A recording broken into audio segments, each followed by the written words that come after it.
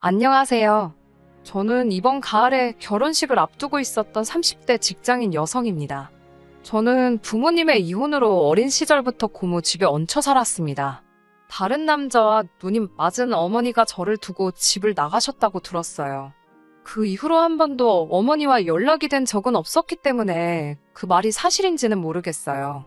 늘 고모는 기억나지 않는 어머니를 욕하기 바빴고 저희 아버지도 자상하신 분은 아니었거든요. 하지만 적어도 어머니를 만난 적은 없으니 그저 고모의 말을 믿으며 자랐습니다. 힘들게 고등학교까지 졸업한 뒤 서울로 올라와 지금은 평범한 직장인이 되었습니다. 그리고 남자친구와도 직장 상사의 소개로 만나게 되었습니다. 자영업을 하는 부모님과 누나 한 명이 있다는 그는 저와 마찬가지로 평범한 회사원이었습니다. 과묵하지만 성실한 그는 저에게 먼저 적극적으로 다가왔어요. 하지만 이전에도 제 어두운 가정사로 인해 사랑하는 사람과 헤어졌던 경험이 있었기에 바로 연애를 시작하지는 못했어요. 몇 번의 만남 이후 고민 끝에 저도 제 가정사를 남자친구에게 털어놓았습니다. 제 걱정과는 달리 남자친구는 제 가정사는 제 잘못이 아니니까 상관없다고 말하면서 크게 신경 쓰지 않는다고 하더라고요. 그 말에 얼마나 큰 위로를 받았는지 모릅니다. 그리고 그런 그와 언젠가 가정을 꾸리고 싶다는 생각을 하게 되었고요. 그 후 1년 정도 지났을 무렵 남자친구가 저에게 결혼하자고 청혼을 해왔고 저도 정말 기쁜 마음으로 그러자 했어요. 처음 남자친구의 부모님을 만난 날 정말 많이 긴장을 했습니다. 남자친구가 미리 저에 대해서 어느 정도 이야기를 해두어서 그런지 어렵고 불편한 질문은 오가지 않았습니다. 그리고 이후로도 몇 번 예비 시부모님과 만나며 사이가 좀 더 가까워졌고 결혼 날짜도 잡게 되었습니다. 하지만 불편한 상황도 종종 있었습니다. 제가 이직을 하면서 근무 환경이 많이 바뀌게 되었거든요. 회의도 더 많아지고 야근도 늘었어요. 덕분에 3주 만에 남자친구와 데이트를 할 수 있던 날이었어요. 모처럼 남자친구와 근사한 곳에서 식사를 하려고 이동하고 있었는데 예비 시부모님께 전화가 걸려왔고 같이 밥을 먹자고 하시더군요. 남자친구가 오늘은 이미 정해둔 일정이 있어서 안 된다고 말했지만 계속 오라고 설득하시는 예비 시부모님의 모습에 결국 화과자를 사서 집으로 갔습니다. 집에 도착하자 예비 시부모님과 신우는 잘 왔다고 하면서도 저에게 네가 오기 싫어서 네 남자친구 앞세워서 안 온다고 한 거냐? 라고 물어보시더라고요. 제가 그럴 리가요. 아니에요. 하면서 손사래를 쳤지만 시모는 믿지 않는 눈치였어요. 그러면서 저에게 생사를 오가는 일 아닌 이상 부모가 찾으면 내하고 오라고 하시더군요. 그러면서 며느리들 네가 잘해야지 집안 분위기가 달라진다고 한마디 하시더라고요. 생각지 못한 말씀에 놀라 있는데 다행히 남자친구가 왜 그걸 저한테 말하냐고 반박해서 대수롭지 않게 여기고 넘겼어요. 그리고 한 번은 남자친구네 가족 모두가 일이 있어서 예비 시모 혼자 가게를 봐야 하는 상황이었어요. 제가 그 말을 듣고 어떡하냐 많이 힘드시겠다 이렇게 얘기를 했어요. 그러자 남자친구가 그럼 제가 하루 회사 쉬고 가서 도와드리면 안 되냐는 거예요. 저는 당연히 농담이라고 생각하고 한 귀로 듣고 흘려넘기려는데 남자친구가 자꾸 갈 거냐고 되묻는 거예요. 그제서야 농담이 아니라는 걸 알았죠. 그래서 제가 진심이냐고 물었더니 남자친구가 가서 도와드리고 점수 좀 따라는 거예요. 제가 황당해서 회사 일까지 내가 빠져가면서 가게에 나가야 되는 이유도 모르겠고 내가 왜 점수를 따야 되냐고 물었어요. 그러자 저더러 별것도 아닌데 날 세운다고 매정하다고 뭐라 하더라고요. 일을 더 크게 만들기 싫어서 어쨌든 그렇게는 못한다고 자르긴 했는데 기분이 계속해서 언짢더라고요. 결혼 전에도 이러면 결혼 후에는 얼마나 뭘 부탁하려고 그러나 싶기도 하고 걱정이 됐어요. 게다가 저를 힘들게 한 또 다른 이유는 시모가 그렇게 남 흉을 본다는 거예요. 친지분들 흉도 보고 이웃들 흉도 보고 모든 사람을 깝니다. 문제는 그걸 자꾸 저랑 이야기하고 싶어 하세요. 제가 회사에 있다고 아무리 말씀드려도 수시로 전화를 하시는데 대부분 내용은 옆집 여자가 나한테 뭐라고 했다. 혹은 문득 생각난 건데 옛날에 내가 이렇게 억울한 일이 있었다. 뭐 대부분이 이런 식의 별 볼 일 없는 내용이거든요. 그래서 언젠가부터는 솔직히 제가 일부러 몇 번 전화를 안 받은 적도 있었고요. 그런데 이 이야기를 시모가 남자친구에게 한 모양이더라고요. 제가 시모한테 전화도 자주 안 하고 잘 받지도 않는다고요.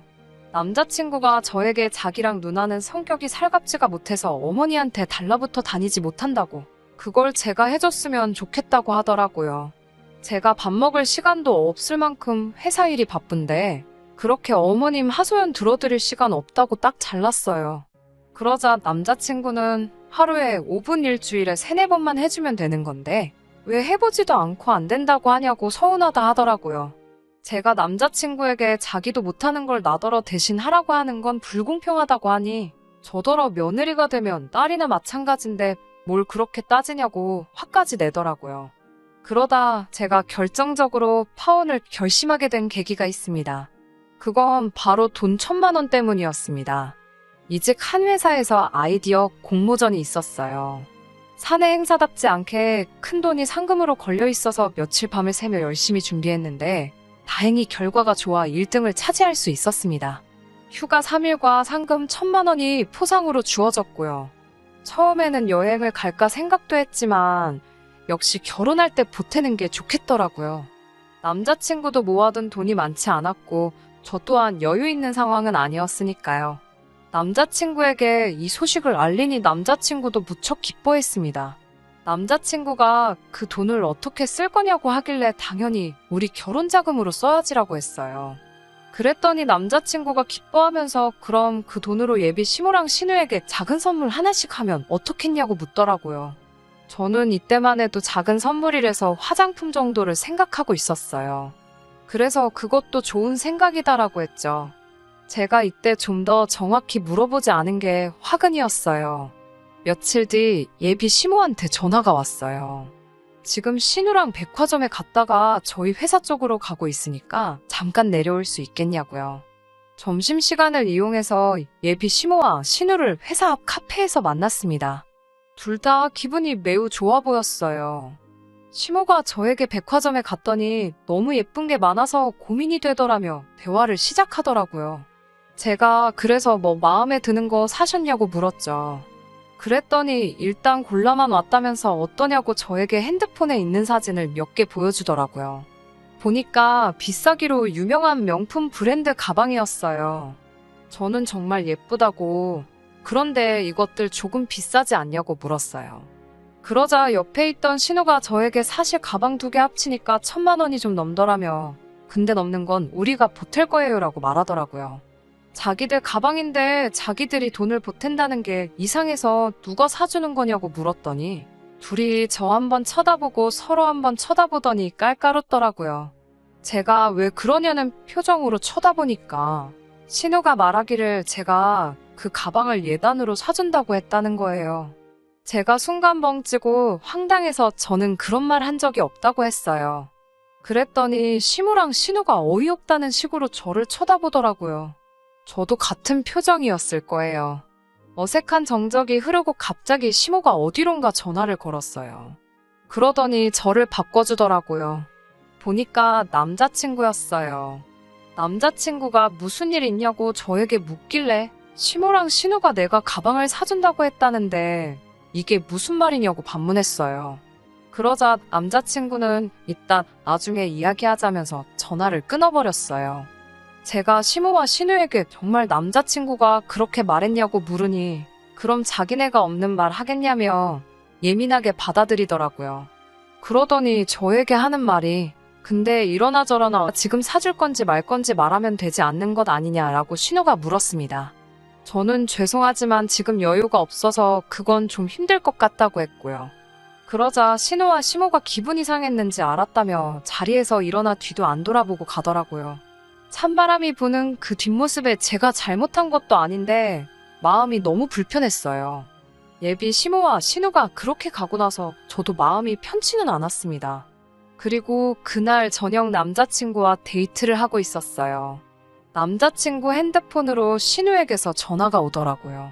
전화를 받는 남자친구의 안색이 점점 안 좋아지는 걸 보고 낮에 있었던 일 때문이라는 걸 어렴풋이 짐작할 수 있었어요. 아니나 다를까 전화를 끄는 남자친구의 표정이 영 좋지 못했어요. 그러더니 아까 도대체 시모와 신우에게 뭐라고 한 거냐고 따져 물었습니다. 저는 있는 그대로 솔직하게 이야기했어요. 덧붙여 왜 저랑 상의도 하지 않고 시모와 신우에게 그런 큰 선물을 하겠다고 약속했냐고도 반문했습니다. 그러자 남자친구가 하는 말이 자기 집에서는 저를 친딸이나 마찬가지로 받아들이고 사랑할 마음이 되어 있다. 그런데 저는 아닌 것 같대요. 그게 무슨 소리냐고 다시 따져 물으니 하자 있는 제 사정을 이해해주는 고마운 가족들에게 그 정도 선물이 뭐가 어렵냐고 너무 야박하고 치사하더군요. 그제서야 깨달았습니다. 제 가정사를 두고 제 잘못이 아니라며 뭐 어쩔 수 있었냐고 말하던 건 다 거짓부렁이었다는 걸요.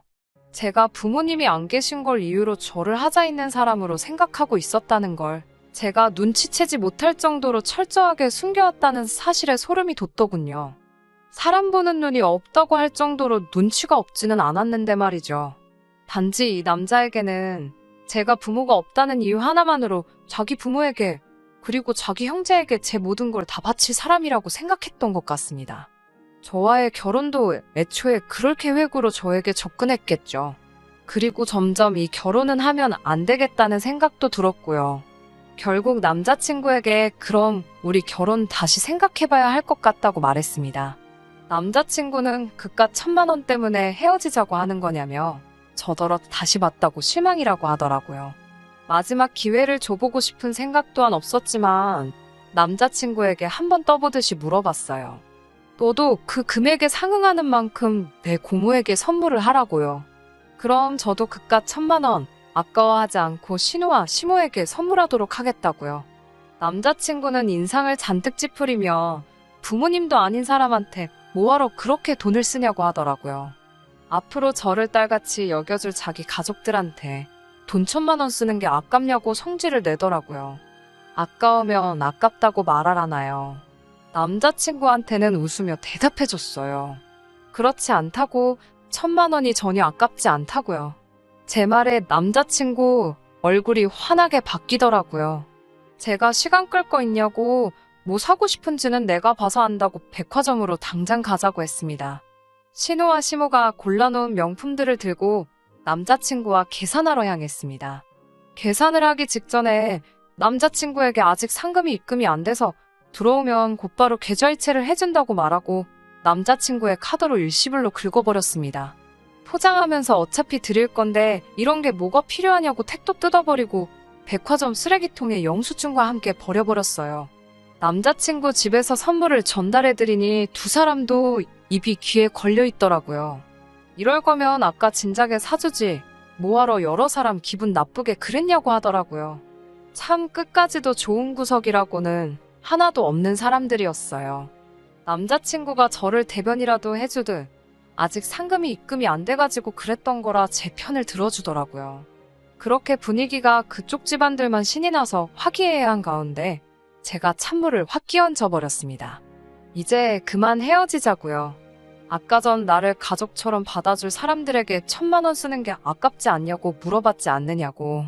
너는 이미 가족이니까 네 가족한테 1,000만 원 쓰는 거 전혀 아깝지 않을 테니 내 돈 가지고 네 가족들한테 잘할 생각 하지 말고 네 가족들한테는 네 돈 써서 네가 잘하라고요.